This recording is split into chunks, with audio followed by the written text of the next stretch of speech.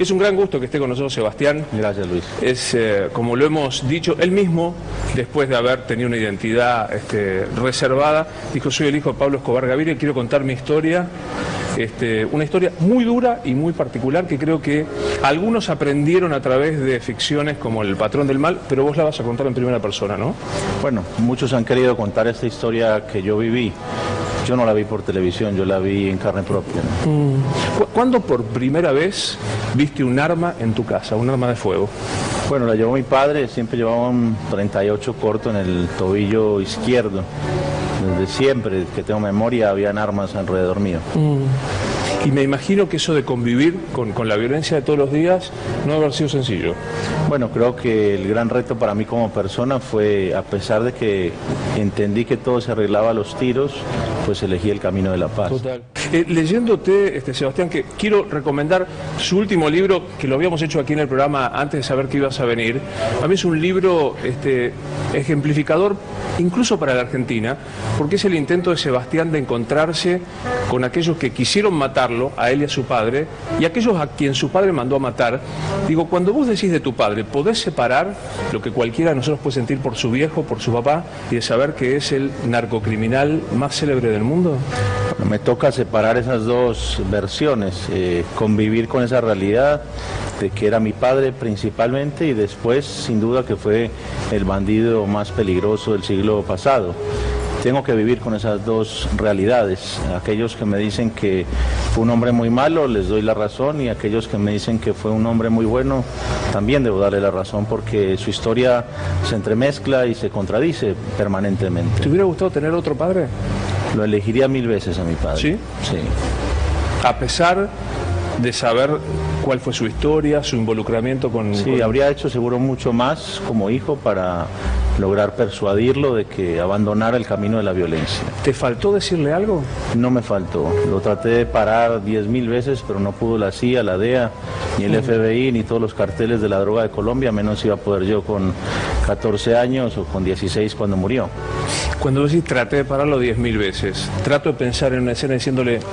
Digo, yo a mi viejo le decía: papá, aflojá con enojarte.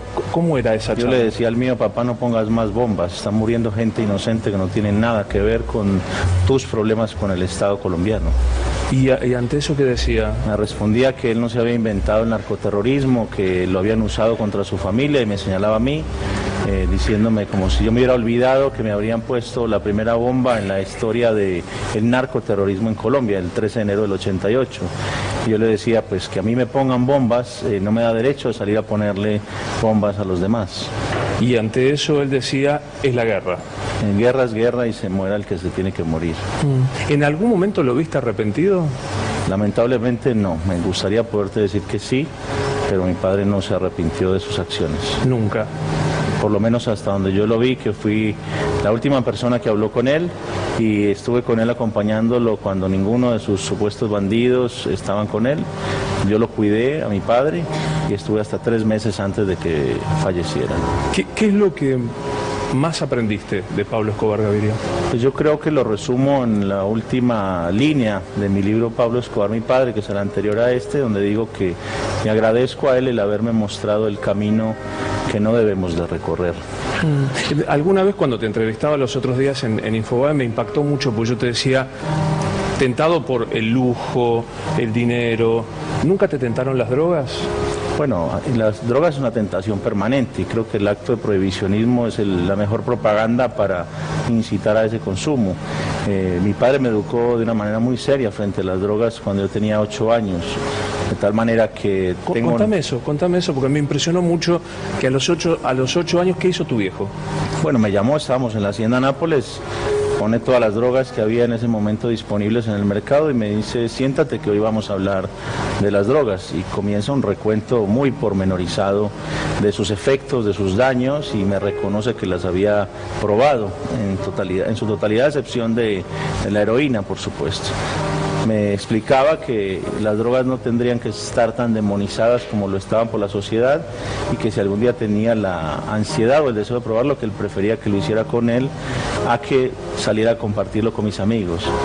Desde ese lugar y desde ese momento las drogas quedaron legalizadas para mi mundo y por eso perdí la curiosidad, no me detenté a probarlas. Probé marihuana a los 28 años. Te digo, a los 8 años arriba de una mesa tu papá puso marihuana, cocaína, crack, LSD, todas las que habían disponibles, que no eran muchas.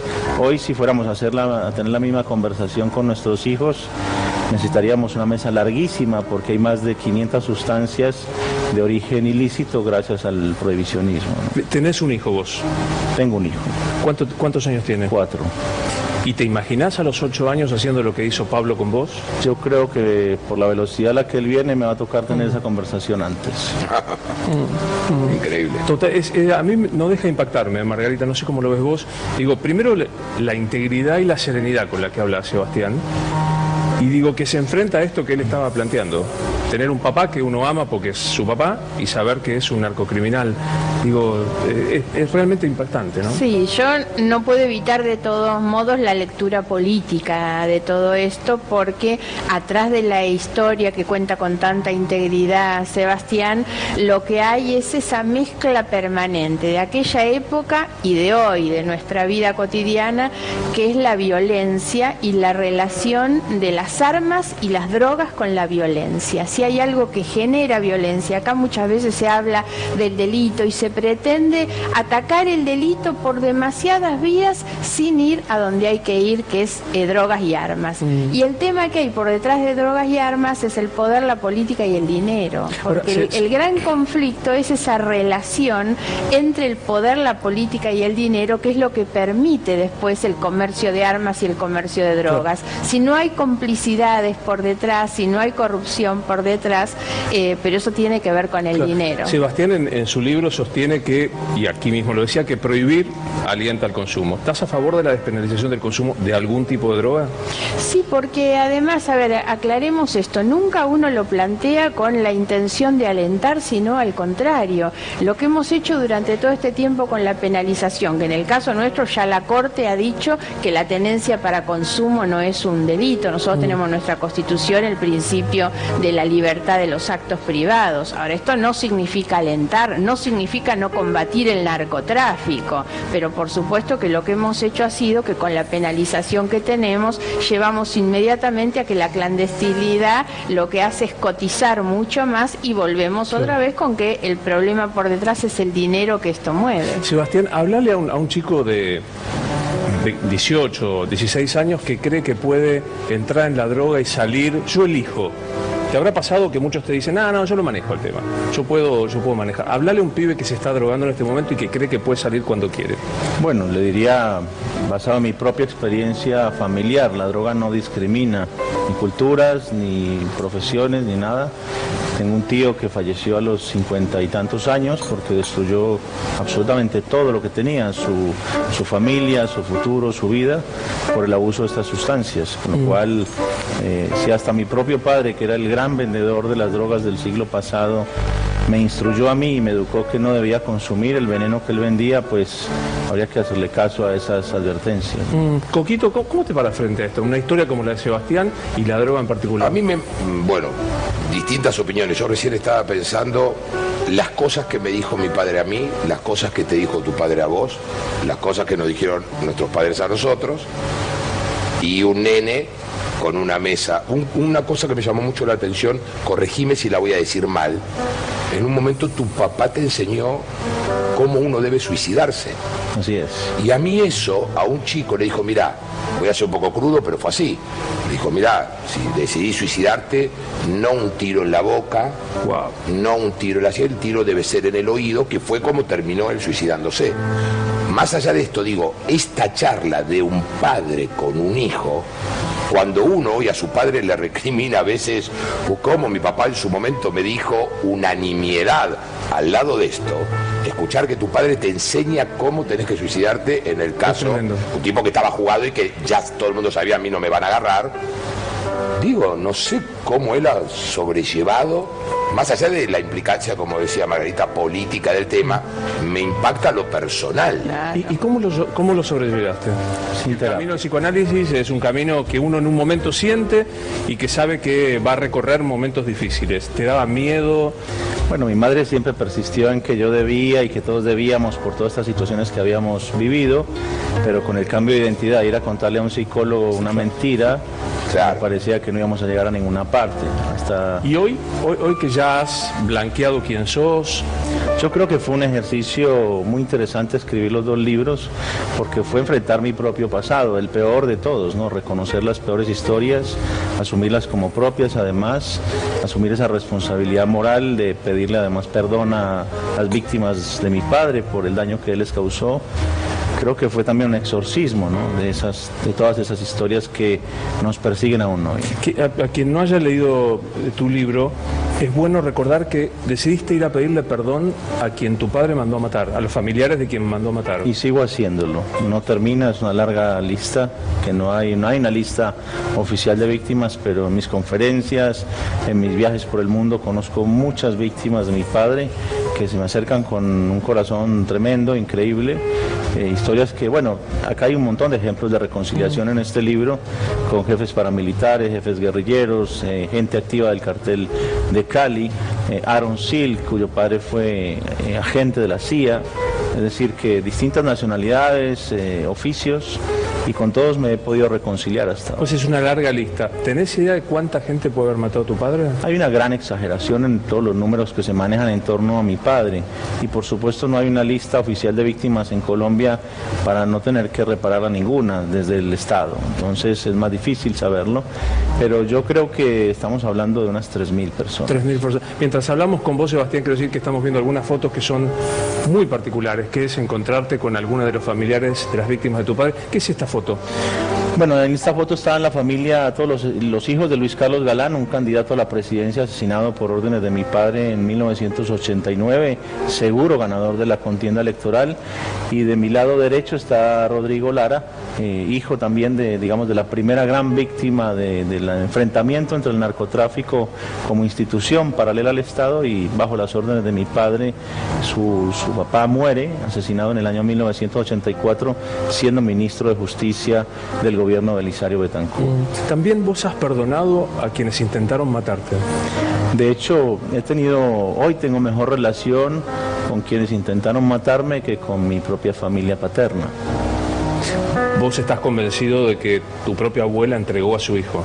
No es que esté convencido, me tocó una reunión con el cartel de Cali en la que de este lado estábamos los de Medellín y del lado de allá estaban los de Cali, y mi abuela ocupaba uno de esos sillones. La mamá de tu papá estaba del bando enfrentado. No es un chisme, lo vieron mis ojos y mi madre estaba conmigo. ¿Y qué pasa con tu abuela? ¿Qué sentís por tu abuela hoy? No, por supuesto que la perdono. Ahora nunca me podré explicar por qué razón una madre es capaz de entregar a su hijo. ¿Vive? No, falleció hace unos años. La verdad que, además, no cualquier hijo, porque mi padre fue el más especial para ella, le dio todo, y ella también aplaudía la violencia que él ejercía, ¿no? ¿Qué necesitabas sanar para encontrarte con las víctimas de tu padre o los victimarios de tu padre? Bueno, yo creo que era reconciliarme con mi propio pasado, por difícil que fuera, y aceptarlo tan crudo como fue, ¿no? Era necesario asumirlo para poder acercarte, y sin palabras, porque no hay una palabra. Yo cuando fui a saludar a los hijos de Galán y de Lara, en el documental mostramos, cuando yo abro la puerta para entrar a esa sala, y en ese momento me pregunté, ¿y cómo los voy a saludar? Quizás hasta un buenas noches ya sería una ofensa para ellos, ¿no? ¿Y cómo fue esa reacción? Bueno, creo que todos en ese momento habían recibido mi carta, la que yo les escribo pidiéndoles perdón, y conocían algo de mí porque Rodrigo Lara vino a Buenos Aires a visitarme en respuesta a la carta que yo les envié a ellos. ¿Odias a alguien? No, no puedo odiar, eso no es un buen negocio, odiar. Pero digo, me parece que es profundamente humano. Enferma. Odiarte enferma. Yo aprendí que el odio termina cuando no perdonas, estás perpetuando el dolor que alguien te causó. Y si lo dejas ahí, te va a enfermar de violencia y de odio. ¿Te imaginas a Pablo Yo sé que esto es una metáfora y demás, pero ¿te imaginas a Pablo vivo haciendo lo que has hecho vos con sus víctimas y victimarios? Si mi padre estuviera vivo, yo estaría muerto. ¿Por qué? Porque era la condición del gobierno en aquel entonces que nos tenía como rehenes. Si él aparecía muerto él o aparecíamos muertos nosotros. No habían segundas o terceras opciones. De ahí que hay algunos que dicen que tu padre decide entregar su vida para salvarte. Pues para mí fue su mayor acto de amor, dejarse encontrar para suicidarse instantes antes de que lo capturen, que hay que decir la verdad, nadie iba a ir a capturarlo, todos querían matarlo.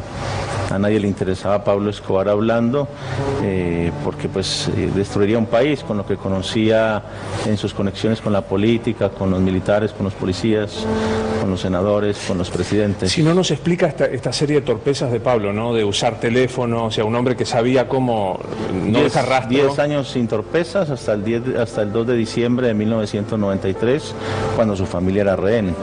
No fue una torpeza, fue una decisión.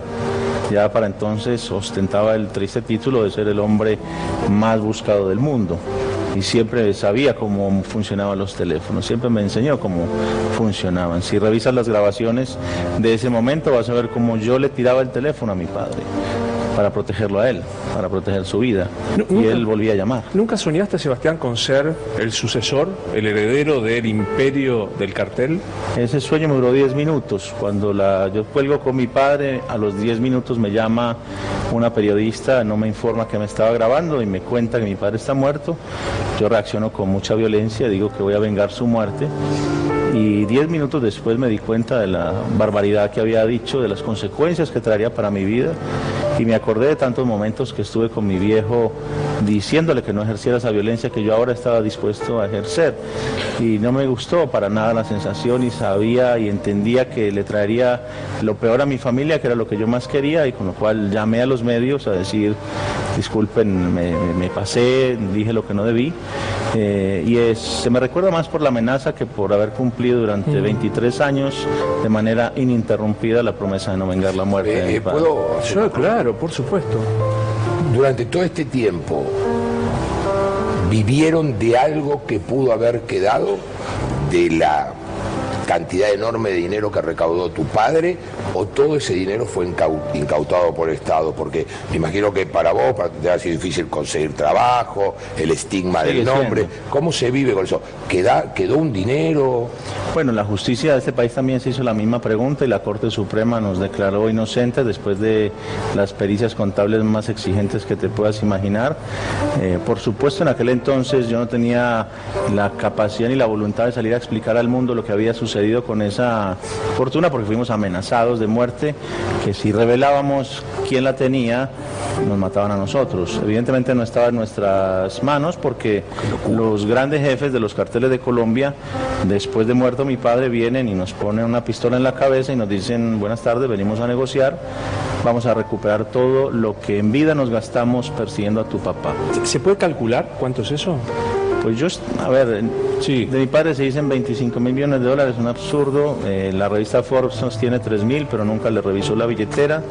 Y la verdad es que habremos entregado, que todo lo que teníamos no era poco dinero, pero alrededor de 200 millones de dólares en propiedades. Vos sabés que cuando venía a hacer el programa, veía en las redes sociales, con todo lo que implica las redes sociales. ¿Tenés Twitter, Norman? ¿Quién es? No. Bueno, después te explico. El Twitter, que es esa cosa así de la amargura, la ira anónima y qué sé yo qué, pero bueno, algunos decían, ¿no sentís que haces apología de la droga trayéndolo a Sebastián Marroquín? Digamos, al que te dice, no le creo nada, tiene plata, vivió acá en la Argentina y no sabemos de qué, y hace apología de la droga. ¿Qué decís? Están las cuentas claras, la Corte Suprema de este país ya me revisó. En todo caso soy más inocente que muchos, porque ya me declararon inocente. Digamos, ¿te hace algún tipo de...? Pues la historia de él es realmente impactante. ¿Te genera algún ruido esta historia y lo que implica Escobar Gaviria, Margarita? Bueno, por supuesto, es un poco lo que planteé antes. Todo lo que hay atrás del mundo de la droga y del narcotráfico siempre me hace ruido y me va a seguir haciendo también. Como dice Sebastián, ellos pasaron por un proceso donde han rendido cuentas. Obviamente, cuando habla en plural, habla de su mamá, sobre todo, que es la persona que ha pasado por todo este procedimiento. Pero a mí siempre estas cuestiones me hacen ruido, porque la verdad es que uno no puede pasar inadvertido frente a lo que han sido tantas muertes, por supuesto. Entonces, cuando uno pone en la balanza, y la verdad es que vos podés mirar y determinar, y bueno, y las cosas que hacía, y la gente, como él dice, que le agradecía y todo eso, pero la verdad, eso con respecto a la vida no tiene para mí posibilidad de balancearse. Entonces, hace muy bien Margarita mencionar, la familia entonces eran tu mamá y tu hermana. Y yo. Y vos. Hoy se ha ampliado a tu esposa. Mi hijo. Y tu esposa, que te ha salvado, te he leído elogios hacia tu esposa como que ese ancla. Ella siempre ha sido una gran compañera y ha estado conmigo en las peores, verdaderamente. ¿Y tu esposa lo perdona a su suegro? Mi esposa lo conoció bastante, tuvo todo el tiempo y la confianza para decirle todo lo que pensaba. Lo cuidó también. ¿Y qué? Sí, no soy indiscreto. ¿Qué le decía? Mi esposa a él, bueno, creo que más que lo que le decía era cómo lo acompañó, incluso a mí, en momentos en los que todos nos querían muertos. Hay que decir que era una circunstancia en donde todos nos querían asesinar y mi esposa me defendió a mí igual que defendió a toda mi familia. Ahora, en El patrón del mal que vos has criticado, se ve mucho que tu viejo ayudaba a los que tenían poco, digamos, había admiración por tu padre. ¿Cómo vivís ese hecho? Primero, ¿qué te parece El patrón del mal? Creo que es una caricatura sobre Pablo Escobar y la versión del establecimiento para encubrir los crímenes del Estado. claro. Entonces es el relato cómodo del Estado. Mi padre es el único y exclusivo culpable. En Colombia no había corrupción, en Colombia no habían policías asesinos ni torturadores ni que cometían masacres. Simplemente el único malo resultó ser Pablo Escobar, que sin duda mi padre fue un hombre muy malo y le cabe una enorme responsabilidad en la violencia. Pero hay que aclarar algo, el narcotraficante está donde el Estado deja sus vacíos. Siempre va a ocuparlos, es el lugar más cómodo y donde mayor prosperidad puede tener, no es ajeno que aparezca en las ciudades con más miseria, ese es el lugar perfecto para que el narcotraficante pueda hacerse poderoso y por supuesto, si llega alguien que está en la política y no les da nada, y llega un narco y les da casas y autos y trabajo, obvio, van a querer al narco y no al otro líder, ¿no? Tenés claro que nunca más vas a entrar a Estados Unidos, ¿no? Renuncié abierta y públicamente a mi derecho a tener una visa como ciudadano de bien a través de las revelaciones que hago en este libro, donde pues no dejo tan bien paradas a dos grandes agencias norteamericanas que las involucro directamente con el tráfico de drogas y mi padre como socio. Digamos, ¿la CIA era socia de tu padre? Para financiar la lucha anticomunista en Centroamérica en la década de los 80. A ver, traduzcámoslo lo más para los que no han visto el libro. A tu padre se lo usó para dejándole ingresar droga a los Estados Unidos y con ese dinero combatir el comunismo en Centroamérica. Sí, mira qué notable que las fotos que publico en este libro, que muestran evidencia de esa relación, hay sandinistas en el medio de las fotos y está la CIA en las fotos también y está mi padre en las fotos, los soldados nicaragüenses ahí, es decir que parece que no, ahí en la foto desaparecen todas las ideologías y aparece una única ideología que es el amor por el dinero, ¿no? ¿Y cuándo es que se quiebra esa relación? Creo que mi padre les fue útil hasta cierto momento cuando ya tuvo semejante poder que le permitió doblegar literalmente a las instituciones de Colombia por la vía de la fuerza, que ya se convierte como lo que pasó también con otros terroristas que patrocinaron al principio y después se vuelven en contra. ¿Con una mirada extranjera cuando ves a los políticos y nos ves a los periodistas hablando de esto? ¿Cómo reaccionás? Yo soy súper respetuoso de esos asuntos internos de un país y más cuando yo estoy como invitado en este país, porque soy un residente y lo que me acomodo y agradezco a todos los que no me han querido sacar a patadas de aquí. Yo digo, ¿vivís acá? ¿Has vivido acá? No te pido que opines. Llevo más de la mitad de mi vida, de hecho, viviendo en Argentina y tengo un hijo argentino, con lo cual algunos dirían tendría alguna autoridad para por lo menos emitir una opinión. Lo que yo siento es que la política siempre nos ha ayudado a muchos pueblos a dividirnos en realidad, más que a unirnos. Fíjate el ejemplo de Colombia.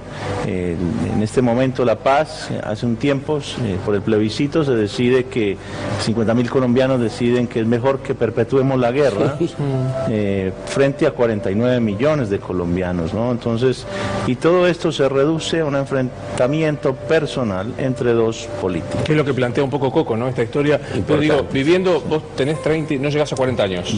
Faltan unos días.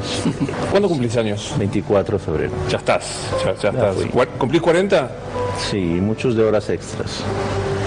¿Qué quieres decir con horas extras? Que hace rato que me tendrían que haber disparado, pero todavía no sucede. ¿Sentís que estás vivido y regalado, digamos? No, yo no miro más para atrás. Siempre he sido un hombre de paz y espero que todos me entiendan como que no soy una amenaza para nadie, con lo cual no ando buscando ni problemas con nadie y al contrario, soy bueno para poner la otra mejilla. Es impactante la frase. Tengo mucho tiempo de horas extras. ¿Y sentís que hay alguien que quiere terminar con esas horas extras? Bueno, algunos han hecho expresiones públicas en ese sentido. ¿Todavía? No, ¿ahora actuales? No vamos a hacer eco de eso. Está muy bien. Si no, parece como que uno los está favoreciendo, por supuesto, a todo esto. Y en algún momento cuando vos sabías, no ahora, sino en aquel momento que eras una presa buscada porque eras el hijo de Pablo Escobar, ¿te planteaste decir, abandono, hago lo de tu abuela? ¿Abandono esto y salvo mi vida aún por mi padre, por mi hijo, por mi hermana y por mi madre? No, prefiero muerto antes que negociar la lealtad a mi papá. Hoy tu hermana, ¿tenés vínculo con tu hermana? Sí. ¿Y ella ha tenido un perfil mucho más bajo con este tema? Y lo seguirá teniendo. ¿Cómo se llama mamá? ¿Tu mamá? ¿Mi madre? ¿Originalmente o ahora? Es buena pregunta. ¿Cómo la llamás vos a tu mamá? Mi madre es María Isabel, pero nunca nos tomamos tan en serio el cuento de los nombres. Algunos nos acusan que ya no saben de qué más, que nos cambiamos el nombre para renunciar al parentesco. Nada más distante de esa realidad. Nos cambiamos el nombre porque justamente por preservarlo hasta el último momento nos querían matar. Y obviamente queríamos salvar la vida y ya estaba mi padre muerto. Nos cambiamos la identidad legalmente para poder salvar la vida y recuperar el derecho a la educación, a la tranquilidad, a la paz. María Isabel, fue una renuncia. ¿María Isabel lo perdonó a Pablo? Yo creo que es una buena pregunta para ella. Está muy bien, está muy bien. ¿Y en casa sentí? Sí, puedo decirte que lo amó incondicionalmente hasta el último respiro de su vida y que mi madre se casó con el hijo del vigilante del barrio, no con Pablo Escobar, ni el patrón del mal, ni el narcos de Netflix, que están idealizados y que no tienen nada que ver con lo que vivimos en realidad como familia y como país. Contame eso, porque digo, es muy interesante contar el origen de Pablo Escobar, el hijo del vigilante de la esquina. ¿Qué pudiste reconstruir de la infancia de tu padre? No, mi padre, un hombre hermano entre 8, hijo de campesinos desplazado por la violencia política, conservadores y liberales se cortaban la cabeza a machete cuando uno decía yo soy de este partido o de este otro, y eso los obliga como familia a abandonar sus tierras, una pequeña, un par de cuadras campesinas donde mi abuelo cultivaba la tierra, mi abuelo siempre campesino, mi abuela maestra rural, y mi padre va desplazado por la violencia, suma 5 millones más que sumamos todos los colombianos desplazados por la violencia, llega a un barrio en el que finalmente conoce a mi madre, pero ellos llegaron del campo, no tenían absolutamente nada, y mi abuelo termina ejerciendo las veces de celador, vigilante de ese barrio para poderse ganar el pan, y es de ese hijo de quien mi madre se enamora, ¿no? Hay preguntas que uno se hace y que la metáfora es decir, he tenido una vida más o menos corriente y no me pasa nada, y entonces la respuesta es como más corriente y no pasa nada. Pero alguien que estuvo cerca de la muerte de verdad, ¿cuál es el sentido de la vida? Yo creo que respetarla y honrarla y no insultar el legado de la experiencia, no repetirla. ¿Y qué no debes repetir? ¿Qué te ha enseñado? ¿Cuál es el legado de tu experiencia que decís, esto no hay que repetir? Bueno, para mí tengo 700 páginas de razones que no hay que repetir. Para eso las escribí, creo yo, para que yo no me las olvide. Y ojalá para que los que las puedan leer entiendan el verdadero sentido. Y te quiero compartir una muy breve anécdota. Recientemente presenté este libro y un chico de 13 años me hizo la pregunta quizá más inteligente de todas las que me habían hecho todo el mundo, y me entrega una carta después. sobre cerrado la abro y tenía un contenido muy emocionante para mí, porque este chico de 13 años leyó mi historia, vio todas las series, tiene una colección de libros sobre mi padre y, contrario a convertirse en un fanático digamos, adorar y de glorificar el narcotráfico, él sueña con ser periodista. Yo creo que va a ser uno de los mejores periodistas de este país en el futuro. Y entendió claramente mi mensaje, que no es una oda a la violencia de mi padre, sino es una reflexión profunda y una invitación a los jóvenes como él a que no repitan estas historias. Y para mí fue muy gratificante ver que este chico argentino de 13 años tuvo la capacidad de entender con claridad y sin otras interpretaciones cuál era mi único y exclusivo mensaje. Pues es que yo te decía cuando te conocí que el libro me pareció, mirados desde el ombliguismo argentino, la demostración de que se podía sanar la relación en medio de un país que vive agrietado todo el tiempo. O sea, que parece que las grietas argentinas son insanables. Y esto que ha sido una grieta con mucha sangre, con mucha muerte, violencia. Mucha violencia. Ahora, también te ha pasado, no me acuerdo si lo leí o lo contaste, que has llegado a países donde encontraste a chicos de 13 años vestidos y peinados como tu padre. Como mi padre, sí, bueno, esto es el fenómeno de las narconovelas, de las narcoseries, que me envían por las redes sociales también fotografías, chicos que tienen centenares de posibilidades de salir adelante por el buen camino, que de pronto no tienen las mismas limitaciones que tenemos los latinoamericanos para prosperar, y deseosos de invitar a mi padre diciéndome: yo quiero ser Pablo Escobar, yo quiero ser ese personaje de la serie. Y a mí me sorprende porque yo trato desde contar el mensaje justamente que yo creo que es correcto para que esta historia no se vuelva a repetir. Yo soy la persona que tuvo en sus manos la única posibilidad de convertirse en Pablo Escobar 2.0 y estoy sobrado de razones por las cuales ese no era el camino ni para mí ni para nadie.